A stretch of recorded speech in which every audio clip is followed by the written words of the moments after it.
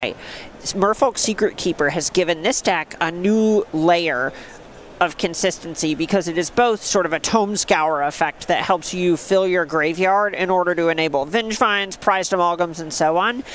But then it's also a creature that is going to trigger your Vengevines in the graveyard. So a lot of what he's doing here is just trying to flip as much of his library into the graveyard as possible on the back of Supplier, Crab, Secret Keeper, Glimpse the Unthinkable, and going as far as Memory Sluice. And then just having as many payoffs to that as he can find. Once Upon a Time is another thing in this deck that's just pretty great, and then it can even grab Tome Scour. Not literal Tome Scour, but Merfolk's Secret Keeper. Just say one of Once Upon a Time. I like it, trying it out. And the draw to this is a lot of times the graveyard decks like Traditional Dredge can suffer against big mana just because of how long it takes them to get off the ground. But this deck with Vengevine, it just attacks. And I actually like it in this matchup because when you think about the... I've always felt like the fact that the graveyard decks have bad matchups against big mana was always something that shouldn't be true, but was incidental.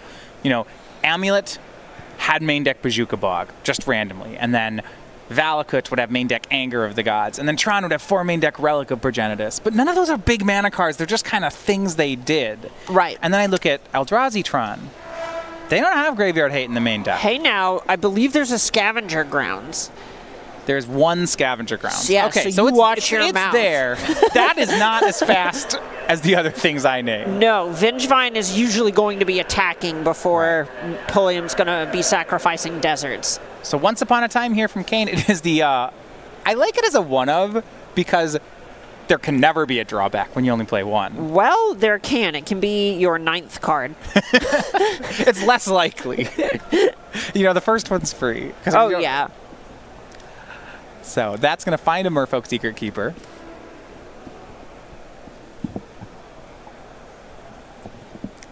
And that's always the kind of play if you're in Pulliam's seat, if you don't know what's going on, you know something is afoot. Something's going on when your opponent is getting mill cards. Something's happening. You're playing a 0/4 for 1 that mills for 4. I don't know what's about to happen to me, but happen is a good way to describe it. Something bad is something's going on. Your opponent goes turn 1 Tome Scour myself go. And you're just like, oh dear. Love it. Oh dear. Big fan of that play. So like, I'm in trouble. Something's happening. It's kind of like the more nonsense your opponent's plays look, the more concerned you should be. And 1 mana Lightning Helix. Love it. Hitting a Creeping Chill. Okay. I don't know why people play Lava Spike when they could be doing this. You're telling me. Creeping Chill. Once you've tasted it, it is. That was ooh, nice. You just can't go back. 2 mana Mind Stone from Will. Has 2 Tron pieces. I always like to say the quintessential Eldrazi Tron start is, you know, Urza's Tower into Eldrazi Temple. It really is. You go, oh gosh, they didn't even have a turn 1 spell. They just have natural Tron. So lucky. And they play Matter Reshaper, and you go, oh, thank God. Yeah, it's like you see Tron piece, like, oh no, they're Tron. And then you see Eldrazi Temple, and you're like, oh, they're that one. That's okay. Oh. Stitcher Supplier. Looks like now 2 Grave Crawlers in the graveyard. Not much else in the way of payoffs. No, Cain would hope that there was a Vengevine in there, because then when he brings back a Gravecrawler, he'd get Vengevines out. Right. But Prized Amalgam would also be quite good here. Yeah, it looks like it's just making some 1/1s and 2/1s for now. Yeah, Gravecrawler is a card that plays well in Vengevine decks and with Prized Amalgam, incidentally.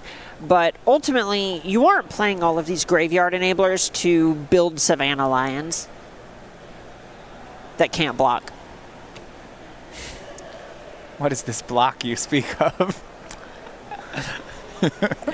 What are we doing? It's the person that math is for. Ooh, that's a good sales pitch. And 3rd Tron piece, but not the one you needed. So it will be Hangerback Walker on 2. Both players firing on all cylinders here, really. I was going to say Walking Ballista, but I think that's Hangerback Walker. It's Hangerback Walker. Yeah, he has both in the deck. 1 Hangerback Walker. Perfect. Hangerback Walker, a card that saw a lot of play when it first came out. It felt like it was mostly replaced by Walking Ballista. Yeah, Ballista's just a bit better at interacting. In a lot of ways, if you don't have a bunch of ways to sacrifice your own creatures, Hangerback Walker is a kind of card where your opponent has to choose for it to be a good card. Yeah. I think Hangerback Walker saw some play in Hardened Scales. Right, and that's because you have Throne of Geth, Mirrodin's Core, Arcbound Ravager. So, just the fair game here for Cain. It's going to be another Gravecrawler and a Gurmag Angler as he starts to attack. Gurmag Angler's big. It's actually quite nice against Eldrazi-tron specifically because it is as big as all of the things that Pulliam is going to create. You can run into this tension where you get back a Vengevine and then Pulliam plays a Reality Smasher. Yeah, it's also a undercosted 5/5. Correct. Karn the Great Creator from Will. Looking over at our sideboard here. Mystic Forge, Ensnaring Bridge, Grafdigger's Cage, Liquid Metal Coating, Mycos and Thladis, Piddling Needle, Relic of Progenitus, Sky Sovereign, Sorceress Spyglass, Wormcoil Engine, Termod's Crypt, Witchbane Orb. So almost all artifacts. He got Ensnaring Bridge, it looks like, with the first Karn. Right, and the idea here is that then Pulliam just gets to dictate the pace of the game. It's unlikely that Cain has any main deck ways of dealing with the card.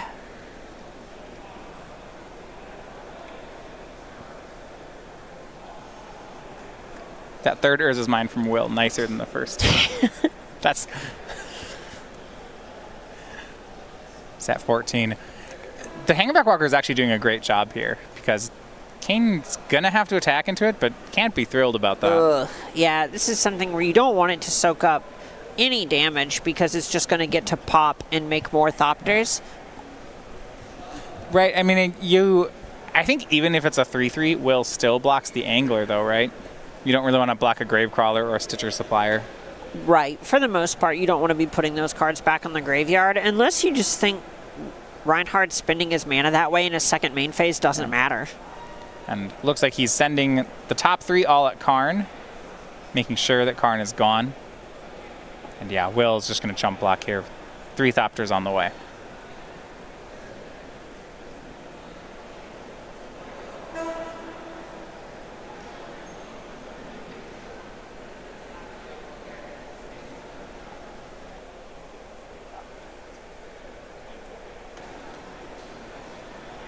And Narcomoeba from Cain.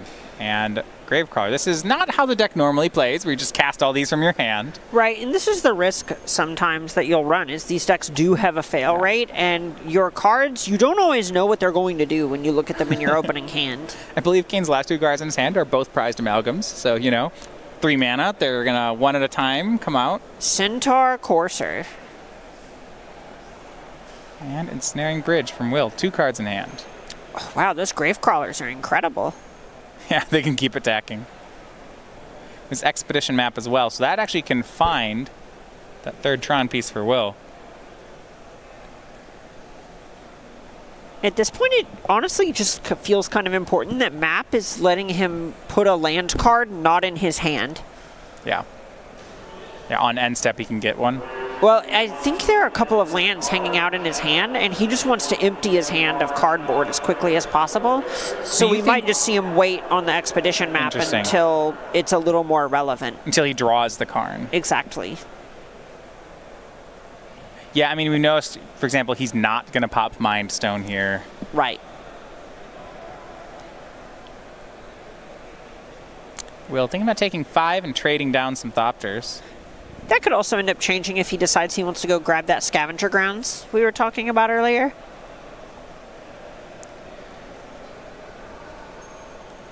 Three blocks takes 3, goes to 11. Appears to be the setup. But yeah, those Gravecrawlers are just going to come back. There's a point where Pulliam wants to do what he can to stay above 9, because theoretically that's the level at which Rianhard can burn him out with the 3 Creeping Chills remaining in his deck. But otherwise, this Ensnaring Bridge is going to be a hard lock. Yeah, I was actually looking to see if Crabvine does not play Bloodghast, so you can... It's just the Creeping Chills that seem to matter there. But yeah, full trade.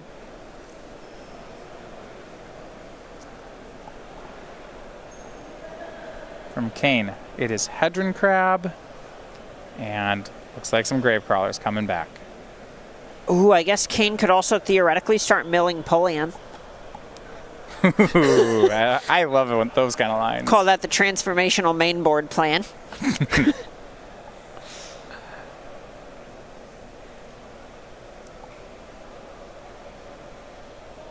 Bill does want more cards. It's going to be Mind Stone popped. At least one more land was found. If they're all lands, then he's got problems. Oof.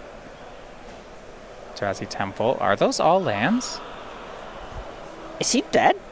Not yet. He doesn't have 5 cards in hand, but right. He'd be taking 7. He really needs to find a Walking Ballista or something off the top, or one blocker off the top isn't going to do it, and he's not going to be able to go to less than 2 cards next turn. Yeah, even if he finds Karn, the Great Creator, Cain can still attack. So yeah, Swing Will goes to 4, and maybe the medium beats from Cain Rianhard can take the day. All right, Ballista right now. Believe that's all that does it. That's wild. All is dust buys a turn. Is there a way he can empty his hand down to 1 card? If his hand is 3 lands, then no. If his hand was 2 lands, then maybe. And yeah, it is actually just too many lands in Will's hand. Can't do it. Wow. Wow, wow, wow. Cain Rianhard takes game 1 just off casting creatures at face value. Yeah, and you know, maybe at the last second you could Karn for Wormcoil Engine, but he didn't even have the Karn. He just had a bunch of lands. Yeah, you're right. If he had the Karn, he could Karn for Wormcoil there, and maybe it would have been okay. Right. Do you think going back to the way the game played out, he got Ensnaring Bridge, he might have been better served by getting Wormcoil Engine there? It's possible. It's always tough to kind of make those calls because he knows that his Karn is basically dead on arrival. Right. So you need something, if you're planning on the deck to go several more turns for the game to last longer, which is going to be better. And it's actually close. May seem a little better or more difficult for Cain to overpower an Ensnaring Bridge than a Wormcoil. The bridge may not be as good on the short term, but if you're planning to play 5-6 more turns, you're never you can't outsmart an Ensnaring Bridge. So we're looking at sideboard. For Will Pulliam, he doesn't actually have too much sideboard in general. He's playing a Karn the Great Creator deck. Right. So what I would expect to come in here, Relic of Progenitus is obviously quite nice. You probably leave 1 in the sideboard to grab with Karn, since Karn can loop them just in case. Okay. But I would want to see Grafdigger's Cage come in from the sideboard. And that's a little bit of an odd one, but the reason for that is the Crabvine deck is so fast, a lot of times you actually just need the Grafdigger's Cage on the first turn. If you Karn for it, it's too late. Right. And remember, even though this does theoretically have the tower map mine crack for power plant draws, this is not a traditional Tron deck. You are not reliably going to have 7 mana on the 3rd turn, and you can't lean into Karn as a base level plan against these decks all the time. Not really. Yeah, a lot of times you're playing much more with the cards in your opening hand. You don't have Once Upon a Time. You don't have Ancient Stirrings. Right, so having a Relic is fine because you want to have 1 in the sideboard since Karn can get them from exile. You keep activating it when you need to or have access to it. And the one Tormod's Crypt is a way that you can have Graveyard Hate on 4 mana, which it's not hard for Pulliam to do that on turn 3, which isn't exciting, but it's serviceable. Going to Cain's side. Fatal Push, Damping Sphere, Force of Negation, Nature's Claim, Stain the Mind. There's not too much I like here. Yeah, the things you might be looking at here are Damping Sphere and Nature's Claim.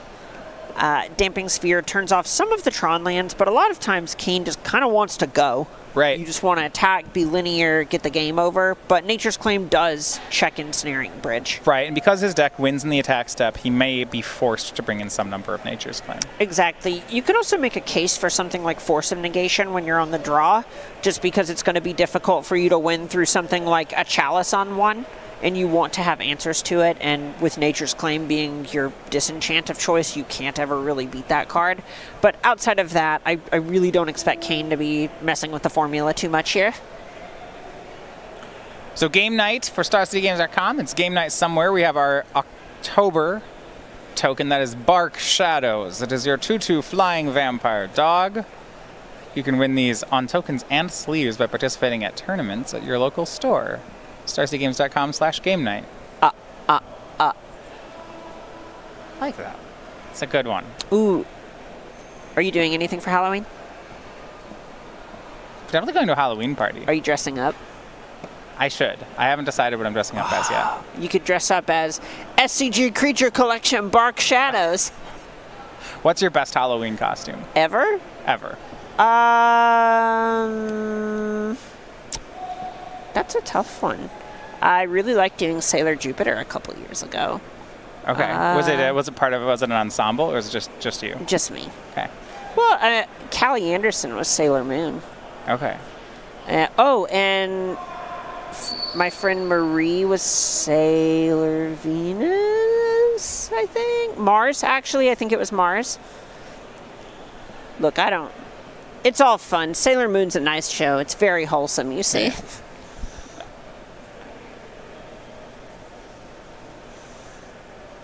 I dressed up as a Rubik's Cube for Halloween one year. That's puzzling. Just like a giant box. We painted it, and then the arms and legs coming out of it.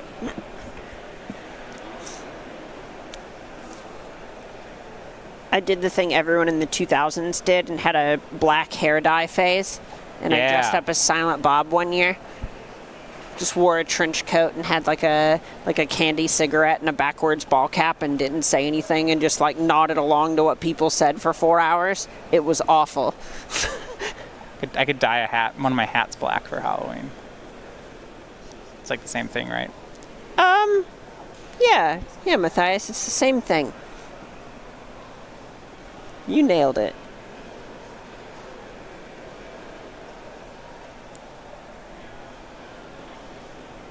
Six cards for Will. He's picking which one goes to the bottom.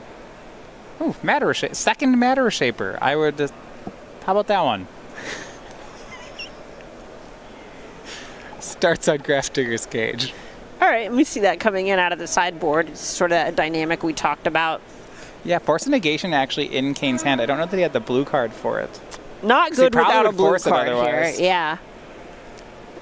Well, Cain saw Crummy Beatdown was good enough before. Okay, Force of Negation will answer Chalice of the Void. I like this. This is smart. Swings in for 2. And back over to Will. This is kind of the problem sometimes with synergy decks when you have to 2-for-1 yourself like that. You just don't actually have very many leftovers. Yeah, boom, Matter Shaper. Not usually a fan of this card, but it lines up pretty well against Gravecrawler.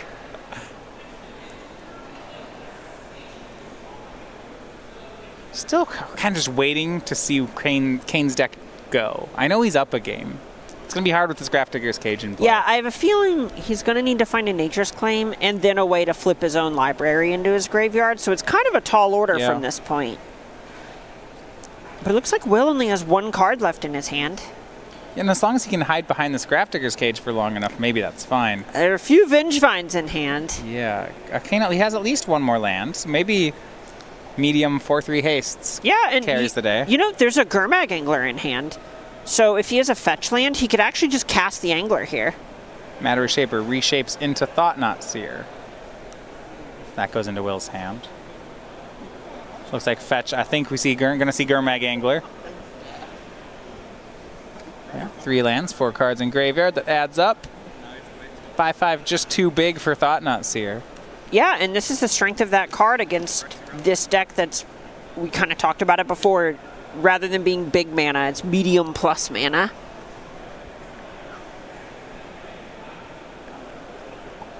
Thought not see her. So we see 2 Vengevines and the 4th land, Verdant Catacombs.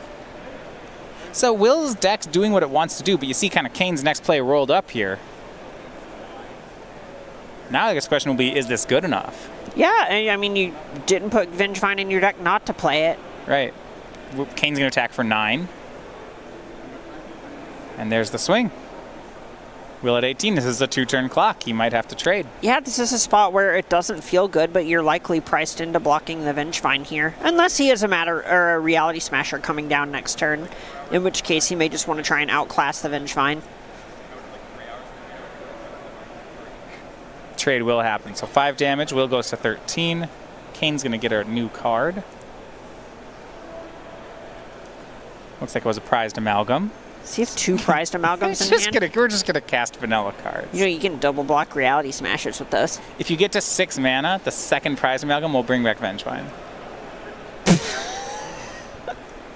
No, it won't. There's a Grafdigger's Cage, Matthias. Stop being so unrealistic. Okay, hold on. If you find Nature's Claim and play 2 3-mana 3/3s. The height of this order is increasing. Yeah. So let me tell you, you can get a free, if you jump through all these hoops, a 4/3 haste is waiting at the end for you. This list is dwarfing a CVS receipt. Here's Glimpse the Unthinkable on himself. Gonna get a Narcomoeba into play. You can still hit Creeping Chills with this. That's true. And he did. Hey, 10th card. Will to 5. That's a pretty convenient 3 damage. Gurmag Angler, it's 5/5. I like how Cain might just 2-0 this on the back of big fish. Some real honest magic. Real big fish. Oh yeah, Narcomoeba doesn't even come enter the battlefield. And Will 3 more lands. And that is game, that is match for Cain Rianhard. Yeah, and you know, that's just kind of the strength of a lot of these decks that don't rely so much on the graveyard, is when you have a